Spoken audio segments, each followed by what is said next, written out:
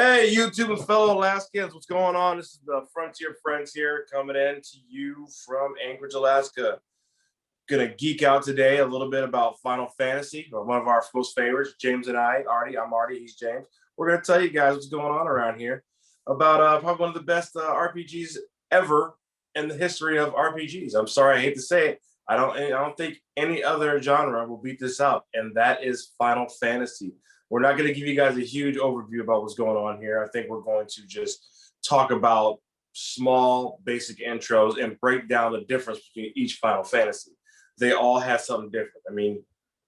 Like what it means to us. And taking it back, that's how we became friends. Yeah. It was in school being like, you were drawing like a gun, and I was like, if you put a sword on that, that'd be cool. And you're like, Final Fantasy VIII, and I was like, yep. And then that's how we became friends, man. Yeah, that was that and despite of what some other people think on YouTube or what they have to say about Final Fantasy, I like the symbology of the gunblade. It's weird, but it works. But then again, that's Final Fantasy altogether. You got giant white bears that know how to fight better than some martial artists do. Then you got giant birds that people use instead of horses for the most part. And then you have giant crystals that hold ancient monsters in them. It's kind of a flip of the coin whether or not he's going to kill you or kill everybody. But sometimes you don't ask questions. That's what it is. It's like, hey, we just need this because he's a problem. But before we go back and deal with that guy, we're gonna fight this guy. It's like, man, that was so unnecessary. Yeah, I found a lot of people in Final Fantasy I'd be really mad with. And after I was done with my adventure, I probably would never talk to him again. I'm like, I don't ever want to see you again. You make bad decisions. You don't think, but you let people push you around. That's just me. The only problem I have with Final Fantasy right now as a whole is that when they first started coming out, they weren't coming out in the proper order due to Japan and USA and how they would take what they wanted and they would mix it up and stuff. It's only until like the internet started blowing up and becoming more and more efficient when you could do research on the internet and find out what was going on. I'll be real with you. The first like 6 are blurry. I think Final Fantasy VI is the most efficient one I know about. But when it comes down to it, between me and you, we kicked it off good with 7 and up. Like 7 and up, we could actually talk about things in it. Everybody knows about 7. 7 revolutionized. 7's good because it revolutionized the game itself. It actually put the game on the map. Pre-rendered backgrounds, polygon characters. It was I think it was one of the first of the new PlayStation era to get up there and put them on the map, and it rocked the house. I remember a hot summer of freaking 97, 98. I forgot what year it came out, To get this in the lore thing, this is just, this is reminiscence, good times. Remember a hot summer by the lake over at Goose Lake. Sitting up relaxing, man. Then coming home, covered in sand and dust. My mom's just like, well, since you were doing good and stuff, I got you a PC. I got a PS, sorry, not a PC. And I got you these couple of games. I got you this game. And I was just like, man. And that summer was over for me at that moment because I never left the house again until school started. That game was phenomenal. Good story. Cloud Strife, main protagonist. Good protagonist, typical kind of emo-ish, broken character. Had a best friend that was a girl. She's secretly in love with him, but they can't get past that. I don't know. He seemed one-dimensional to me, and I felt like then they went too far, where Squall was too emotional. Oh, Squall. Are you talking about? So you're jumping over to 8? Okay, yeah. No, I'm just saying, Cloud seemed always like a little boring. I don't know. I just felt like everybody else had all this emotion, and he was like, "I'm a soldier," and I get it. That's what he was. And then and I was just thinking, comparing to the next one in the series, you had Squall, which had all this running dialogue in his head. I'm thinking this, and he was like, "Man, okay, too emotional, dude." I think he's just an introvert that can fight. The kid's not the stereotype. He's your typical emo. He keeps to himself, and then he has these random lash outs, and I'm like, And everybody's kind of sitting around like, why did he just start screaming out of nowhere? I don't understand. I mean, squall. I mean, but his secret comes with why he's the way he is. You know, like maybe why he was talking to himself is because probably the guardian force inside his head that takes a spot that absorbed the memory part in his brain. Yeah. Maybe that's who's talking to him. I don't know. I mean, it's weird. Same thing with Cloud. You know, as cool as Cloud was, and as as the story in depth goes in with him, I think Final Fantasy VII is one of the Final Fantasies where the antagonist overshadows the protagonist. Don't get me wrong. People like Cloud. He's a cool guy, big sword. Everybody likes that. Spiky, cool hair. But he wasn't as cool as Final Fantasy VII bad boy Sephiroth, the Nightmare. Oh, yeah. This dude was awesome. When you first see him in the game, you're like, that's him. That's what it looks like. Oh, you get little samples of his ability. He can fly. He can throw magic. He can lay genetically mutated beast to attack, And when you find out what his idea is, or his plan is to rule the world, I mean, essentially the guy's a parasite, which is kind of scary. If he wants to, I mean, if he has the ability to mimic a parasite, he thought it through. Pretty scary stuff. But yeah. Final Fantasy VII was definitely story-wise, as far as the numbers go. And we'll get down to that at the end of this, and I'll explain why I say numbers, like 7, 8, 9, 10. As far as the numbers go, 7 was my favorite.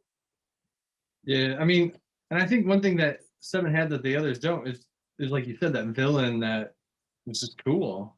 Like I don't think 8, 8 the main villain doesn't get, you don't even see them until like the final battle, and you're like, oh, okay, like I guess we're fighting you, and I don't think Seifer was on that level. 8 or 9, you had, was it Kuja or something like that?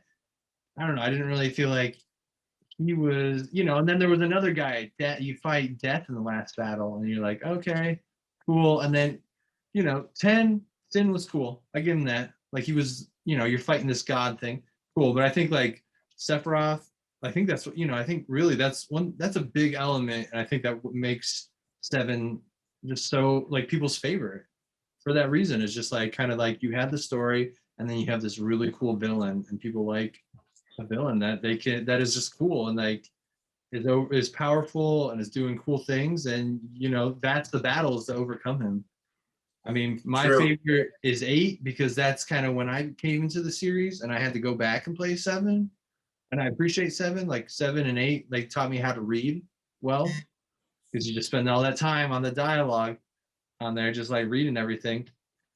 And I like the customization in 7, with the materia, how that affects, how you can pair things together, and you can go down those rabbit holes of like how to, maybe take so many steps, so then that changes your HP, so you can get lucky number 7, so you can fight Emerald Weapon.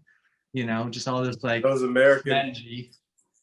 The American bosses. I mean, they didn't have in the original Japan version, but when you got the US version, you got those exclusive weapons. Scared the shit out of me. Oh man, I was like, I remember when I finally got the strategy guide. I remember after fighting them so many times, I had it, and they finally put a strategy guide in store, and I finally managed to grab one. And I remember when I finally read the section on the Emerald Weapon. And they were like, dude, he has well over 150,000 HP. And you got 20 minutes to beat this guy. I'm like, oh, well, thanks for putting it in perspective. Now I know I wasn't even that damn close. Would you get your strategy? Would you buy, hold on one sec. Would you buy your strategy guides, or would you download them from the internet? I used to download mine from the internet. And then I'd be like, oh, no. Back then, playing Final Fantasy, the internet didn't apply to me until another Final Fantasy showed up on my lap. It wasn't the end, it was in between. I'm gonna jump back at it to the end, but back on what you were saying about Sephiroth, he had like the best chemical combination of insanity, badassery, and beneficial plans. He wanted to evolve, even though he was dangerous from the get-go. Like, for example, when you had the flashback story of him, and you're fighting along when you're doing the missions and you're doing the story, and you still encounter battles, you see how powerful he is. His attributes are maxed out. he has accessories that are phenomenal that basically that make him completely immune, and the materia he's equipped with is completely mastered. So it was quite hilarious to see that. Then, you know, the proper amount of insanity, doing his little research that he does, he finds out that he was a product of an alien, basically, essentially. So, I mean, yeah, Sephiroth was, without a doubt, That he was first battle you iconic. have with them, ever in your party where you have to like attack and you do like maybe like 300 or something like that, and then he does like 3,000, and you're just like, Yep. it's okay. I was just like, well, why am I here? And how did I become a soldier?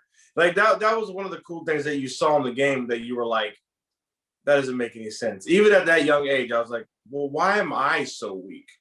Like, why am I one hit kill Punk? And you got this dude here who didn't even get damaged. I mean, you know, I mean, it's obviously story, and it was story lore, so just in case something stupid didn't happen, you couldn't progress the story. But still, it was just like, sweet baby Jesus, what in the world is going on? But we were talking about, what was the next thing we were talking about? I'm sorry, you see that's how cool Sephiroth is right there. He warps your brain. We're talking about Cypher, right? Well, I was talking about 8. I mean, I enjoyed 8. That was the one that got me into the series. Just because then I got a PS2 or PS1, and that I saw my friend playing it, and I was like, oh, I want to play this. And so that got me into it. So I came a little bit later, I think, than you. And then I had to go back and play 7.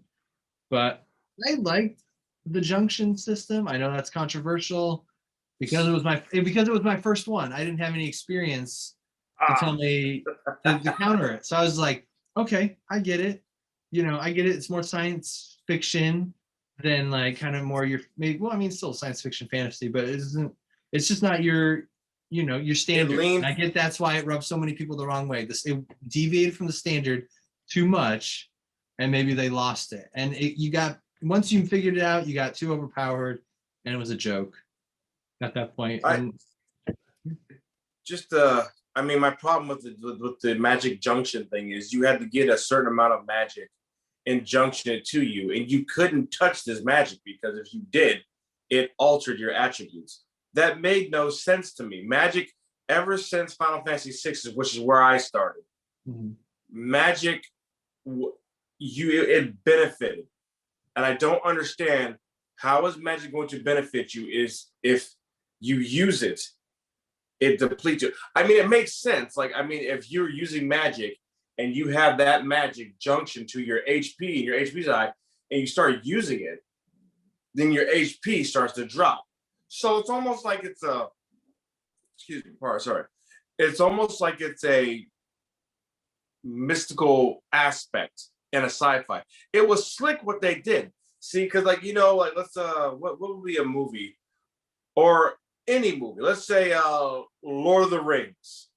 When they use magic in there, their life force kind of goes away. So when you use magic in Final Fantasy VIII, you know, your HP depletes. Same thing with your attack power.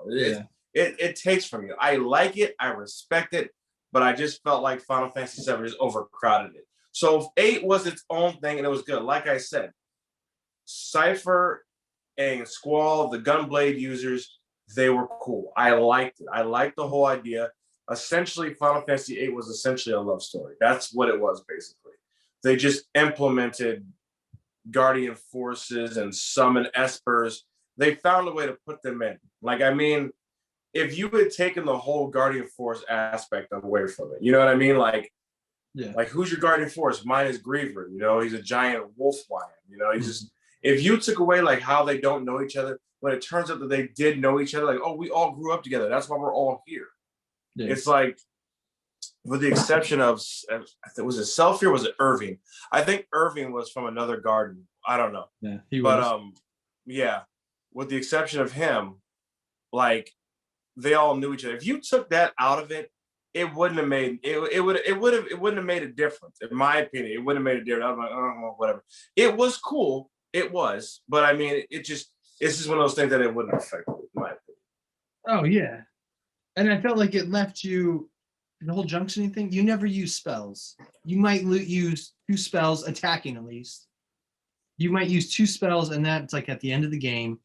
but because you're hoarding this magic, you never used it. And I did shape how I played games after that, because I was like, oh, magic, like it's kind of useless. Where I feel like nowadays in the remakes and stuff, it's overpowered. But yeah, I just remember I'm like, when am I ever going to use a basic level fire? No, I'm going to stock up on 100 so I can boost the stat, and I'm never going to use this. And so I Yeah. felt like that was the takeaways, kind of like magic just became stat boosting rather than actual you're going to use in gameplay.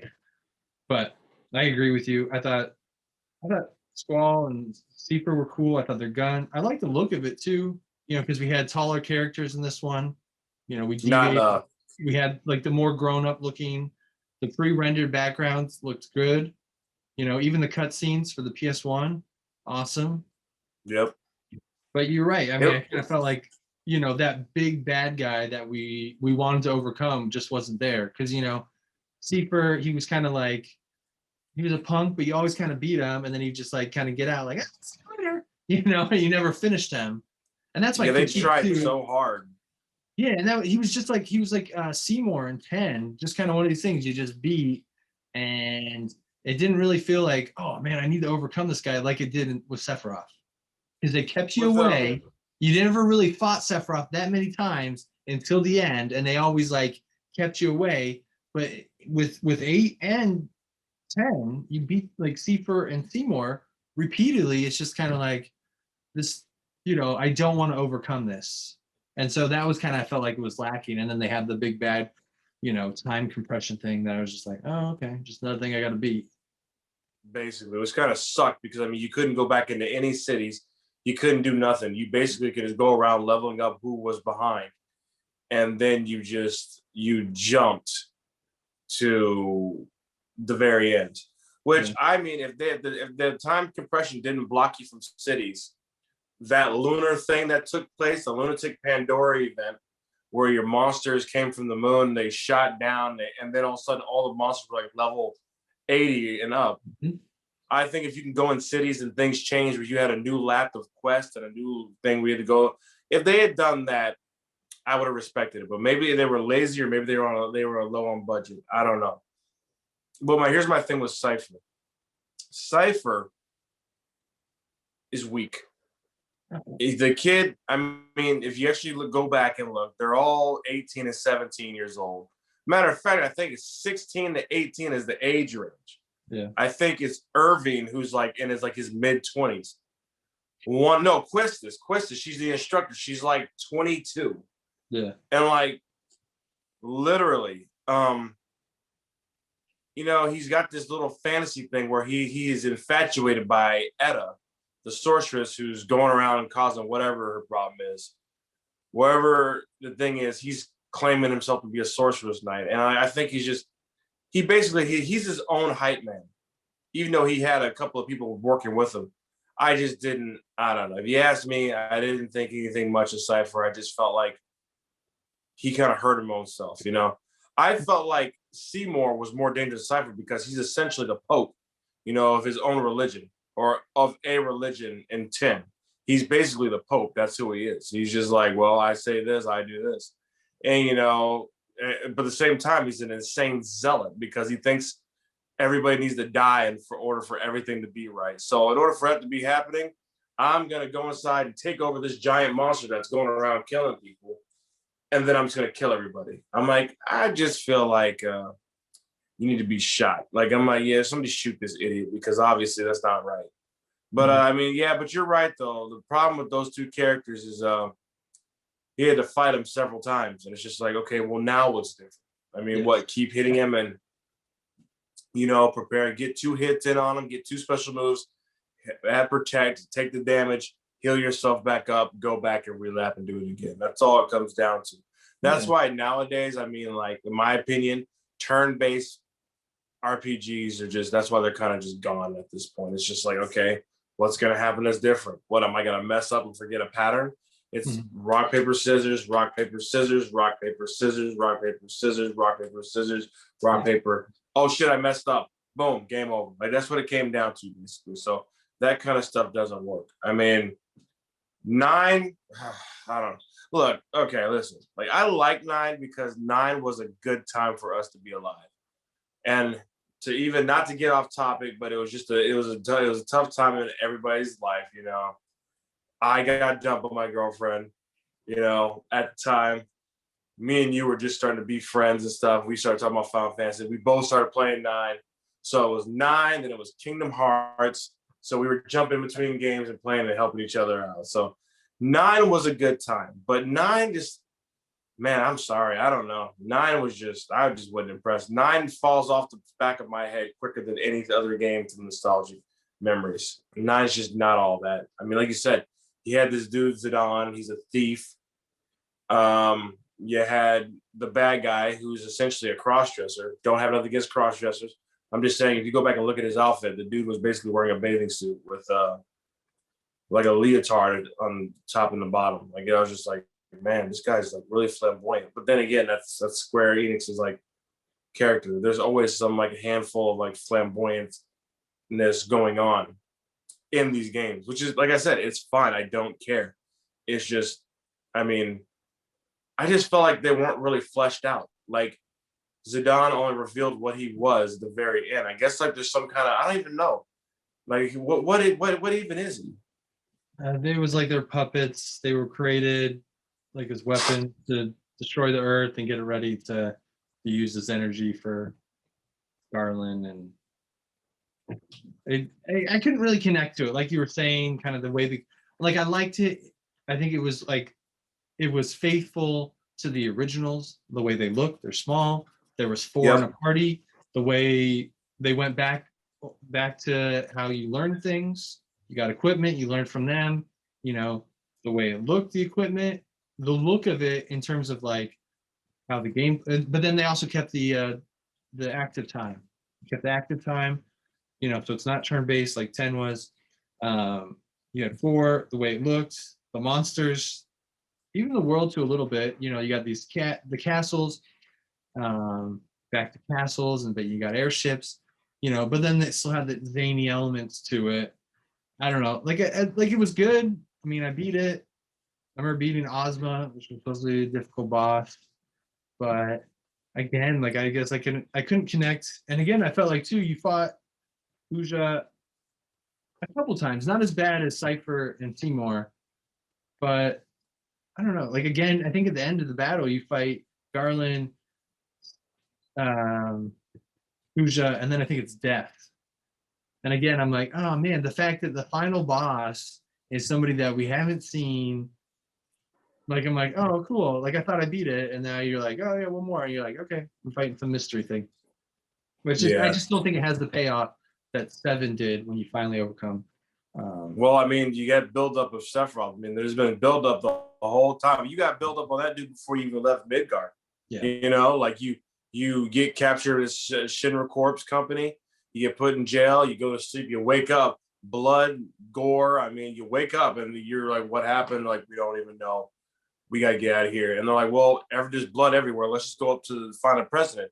Come to find a president. He's dead at his office with a sword in his back of his neck or in his back or whatever.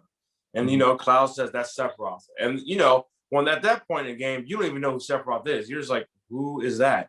Yeah. And why is it so, you know, so then you get the flashback story of him. He's basically a badass. So, you know, there's establishment on his character, and it helps that you find lore about what he is as you go on. Like you're saying, 9, you know, you had fill-in characters to hold the place of that revealing character. Like Cypher, you know, you heard of Ultimecia, but Cypher was the one you were dealing with. You were dealing with Adele. You were dealing with Cypher. Then you finally see Ultimecia, and I'm just like, okay. Oh, she's trying to time compress. Okay, then stop her. Like, you know, oh, it's too late. We didn't do it. So now, I don't know. Like I said, and the same thing with 9. I mean, just, you weren't, I just was not entertained by these characters. I wasn't even entertained by Zidane. I was just like, I'm not impressed with you. Like, honestly, like, you just, if you ask me, I don't think you're a formidable protagonist. You're not dangerous. I mean, he's agile. He's a thief. But that's every typical character in a sword and sorcery adventure. I mean, he's a thief that never actually does thief work in the game. Literally. It's like, okay, there's Exactly. no flushing out this, is he a good thief? Is it dark? It doesn't really explore. It's just like he's a thief, he bounces around.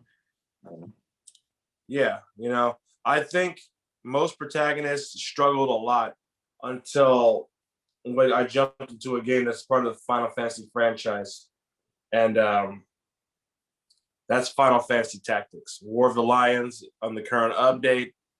Back in the day, it was just Final Fantasy Tactics. It was a late bloomer. That was one of my first late bloomers I ever played.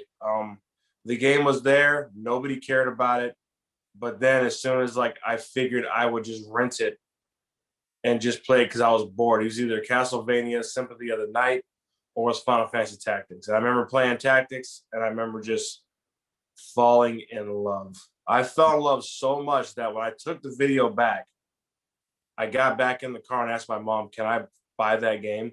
And as the week went on, she's like, I checked every store except for one, and it wasn't there. Oh, yeah. And if she called that last store, she's like, I just got the last copy of this game. I'm going to pick it up. So Friday, I'll go get you some pizza. You can play your game. I was like, scarce up here. Dude, oh, yeah. I had to go to a used used game store because I couldn't find it. It was like one of those, oh yeah, we don't have any. Sorry, man. Yeah, it's just, it was rare. It was actually the one that I got was it was at a used game store. It had been used, but new, but it was just like, yeah, we have it. We can get it. I mean, as a matter of fact, I'm thinking about getting a PlayStation emulator for my PC just to see properly install it, just so I can play the game on my PC just for the fun of it. You know what I mean? Yeah. And yeah, Final Fantasy, it honestly might topple Final Fantasy VII as far as story and lore because of conspiracy and treason that is involved with it. Not to mention the element of how Final Fantasy has a trait of going against organized religion or making organized religion look really bad. Like they have a knack for it, and Tactics does it so boldly well that I was just kind of like, oh, that's supposed to be this guy, and you're supposed to kill him. And I was just like, sweet goodness, man, that's some scary mess right there. And yeah, I mean, basically, you start out with two kingdoms that are going to war, basically, essentially, over something, and you're the stepson of a well-respected military family. And as time goes on, essentially, you find out there's treason even in your own family. Mm-hmm. I mean, it's looking at it as an adult right now, it's definitely one of the more emotional stories that I've read. I'm like, man, that's tough, man. I mean, oh, it definitely hits the nostalgia factor in terms of just, I feel like the hours I spent just customizing my characters, just for one random battle.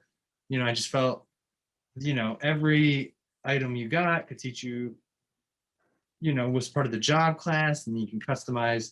The only thing it didn't have was it changed your look, and I get it. That's for the technology of the day, and that would have been cool if, putting on different outfits, you look different.